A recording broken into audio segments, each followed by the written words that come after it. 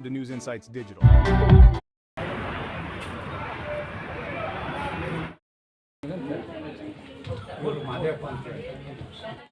ಇದ್ರ ಬಗ್ಗೆ ಅಷ್ಟು ತಿಳ್ಕೊಳ್ಳಿದ್ರು ಭಾಷಣಕ್ಕೋಸ್ಕರ ಅಲ್ಲಿ ಸ್ಮಗಲ್ಡ್ ನಾಲೆಜ್ ಆ ಥರ ಇರ್ಬೋದು.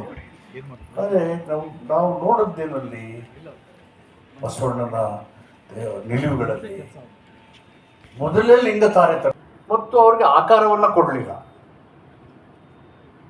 ಈ ವಿಷಯಗಳನ್ನು ಹೇಳದೇ ಇದ್ರೆ ನಾವು ಶೂದ್ರರೆಲ್ಲ ಬಸವಣ್ಣ ಫಿಲಾಸಫಿ ಗೊತ್ತಿರೋರು, ಅಂಬೇಡ್ಕರ್ ಫಿಲಾಸಫಿ, ಬುದ್ಧ ಫಿಲಾಸಫಿ ಗೊತ್ತಿರೋರು, ಅಥವಾ ಮಾನವ ಸಮಾಜದ ಸೃಷ್ಟಿಗೆ ಮನುಷ್ಯ ಅನ್ನೋದು ಒಂದೇ ಇರಬೇಕು.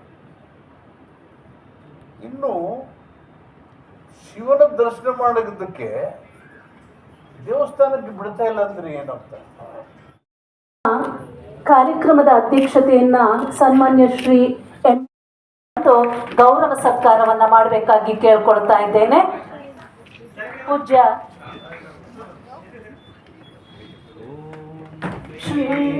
ದಾಸೋಹವನ್ನ ಮಾಡಿರ್ತಾರೆ, ಎಲ್ಲರೂ ಪ್ರಸಾದವನ್ನ ಸ್ವೀಕರಿಸಿಕೊಂಡು ಹೋಗ್ಬೇಕು ಅನ್ನುವಂಥ ಬೃಹತ್ ಸಂಶೋಧನಾ ಗ್ರಂಥ ಲೋಕಾರ್ಪಣೆ ಆಗಿದೆ.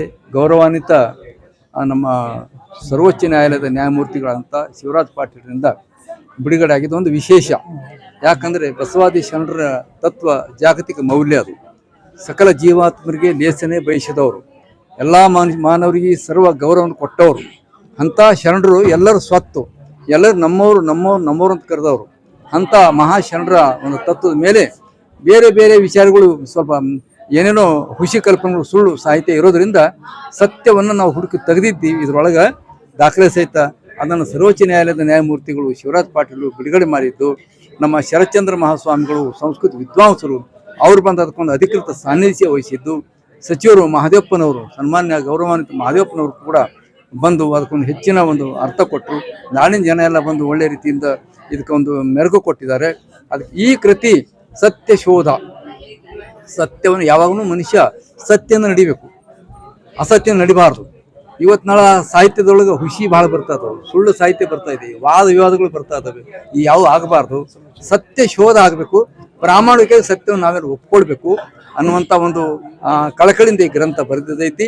ಅದಕ್ಕೆ ಲೋಕದ ನಮ್ಮ ಕರ್ನಾಟಕದ ಜನತೆ ಈ ಗ್ರಂಥವನ್ನು ಪ್ರತಿಯೊಬ್ಬರು ಕೂಡ ಓದಿ ಇದರ ಬಗ್ಗೆ ಸತ್ಯಾಸತ್ಯವನ್ನು ತಿಳ್ಕೊಂಡು ತಮ್ಮ ಬದುಕನ್ನು ಹಸನು ಮಾಡಿಕೊಳ್ಬೇಕು ಅನ್ನುವಂಥ ಮಾತನ್ನು ನಾನು ವಿನಂತಿ ಮಾಡ್ಕೊಳ್ತೀನಿ. ನಾಡಿಂದ ಎಲ್ಲರೂ ಮಾನವರು ಒಂದು, ಮನುಷ್ಯರು ನಾವೆಲ್ಲ ಸಮಾನ, ಯಾರೇ ಇರಲಿ. ಇವು ನಮ್ಮ ಕಲ್ಪನೆ, ನಾವು ಬೇರೆ ನೀವು ಬೇರೆ ಅಂತ ಒಂದು ಕಲ್ಪನೆ. ಆದ್ದರಿಂದ ಇದಕ್ಕೆ ಏನು ಮಾಡ್ಯಾರ ಅಂದರೆ, ಬಹಳ ಜನ ಇತ್ತೀಚೆಗೆ ಬಸವಣ್ಣವರನ್ನ, ಶರಣರನ್ನ, ವಚನಗಳನ್ನ ಒಂದು ಸೀಮಿತ ಮಾಡಿಬಿಡ್ತಕ್ಕಂಥ ಒಂದು ಕೆಲಸ ನಡೀತಿದೆ. ಅದಕ್ಕೆ ಸೀಮಿತ ಮಾಡೋದು ಅಲ್ದೇ ಇವರು ಶರಣರ ಮೇಲೆ ಮತ್ತೆ ಸವರಿ ಮಾಡೋರು ಬೇರೆ ಆಗಿದ್ದಾರೆ. ಅಂದ್ರೆ ಅವ್ರನ್ನ ಪ್ರಭುತ್ವ ಸ್ಥಾಪನೆ ಮಾಡ್ಲಿಕ್ಕೆ ಹೊಂಟಾರ. ಆ ಪ್ರಭುತ್ವ ಸ್ಥಾಪನೆ ಹುಸಿ ಕಲ್ಪನೆ ಕೊಟ್ಟು ಹುಸಿ ಗ್ರಂಥಗಳು ರಚನೆ ಮಾಡಿ ಈಗಲ್ಲ, ಸುಮಾರು 400-500 ವರ್ಷದಿಂದ ಹಿಂಗೆ ನಡೀತಾ ಬಂದಿದೆ. ಅದಕ್ಕೆ ಶರಣರು ಸ್ವತಂತ್ರರು, ಬಸವಾದಿ ಶರಣರು ಸ್ವತಂತ್ರರು. ಇದೊಂದು ಪ್ರಜಾಪ್ರಭುತ್ವ ಸಾಹಿತ್ಯ, ಶರಣ ಸಾಹಿತ್ಯ. ಸ್ವತಂತ್ರ ಸಾಹಿತ್ಯ ಹೇಳಿದಲ್ಲ, ಸ್ವತಂತ್ರ ಸಾಹಿತ್ಯ ಅಂತ ಘೋಷಣೆ ಇದೆ. ಇದು ಪ್ರಜಾಪ್ರಭುತ್ವ ಸಾಹಿತ್ಯ. ಇದು ಕುರಿ ಕಾಯೋರು, ದನ ಕಾಯೋರು, ಹೊಲದಾಗ ರೈತರು ಕೆಲಸ ಕಾಯಕ ಮಾಡುವಂಥವ್ರು, ಕೂಲಿ ಮಾಡುವಂಥವ್ರು, ಕಸಬರಿಗೆ ಹೊಡೆಯುವಂಥ ಸತ್ಯಕ್ಕನಂತ ಕಸಬರಿಗೆ ಬೀದಿ ಕಸ ಗುಡಿಸುವಂಥವ್ರು, ಮೆಟ್ಟು ಮಾಡುವಂಥವ್ರು ಎಲ್ಲರೂ ದೊಡ್ಡ ಅನುಭವಿಗಳಾಗಿ ಬರೆದಂಥ ಸಾಹಿತ್ಯ ಇದು. ಇದು ಪುರೋಹಿತ ಸಾಹಿತ್ಯ ಅಲ್ಲ, ಪಂಡಿತರ ಸಾಹಿತ್ಯ ಅಲ್ಲ, ರಾಜಾಶ್ರಯದ ಬಂದಂಥ ಸಾಹಿತ್ಯ ಅಲ್ಲ. ಸ್ವಯಂ ತಾನೇ ಅನುಭವಿಗಳಾಗಿ, ಮಹಾತ್ಮರಾಗಿ, ಜನಸಾಮಾನ್ಯರು ಬರೆದಂಥ ಸಾಹಿತ್ಯ ಇರೋದ್ರಿಂದ ಇದ್ರ ಮೇಲೆ ಭಾಳಷ್ಟು ಪುರೋಹಿತ ವರ್ಗ ಇದನ್ನ ಪ್ರತು ಸ್ಥಾಪಲಕ್ಕೆ ಹೊಂಟಾರೆ. ಅದು ಹೋಗಲಾಡಿಸ್ಬೇಕನ್ನುವಂಥ ಮೂಲ ಗುರಿನೇ ಈ ಸ್ವಾತಂತ್ರ್ಯ ಕೃತಿಯ ಸತ್ಯ ಶೋಧದ ಗ್ರಂಥದ ಮೂಲ ಸಾರ.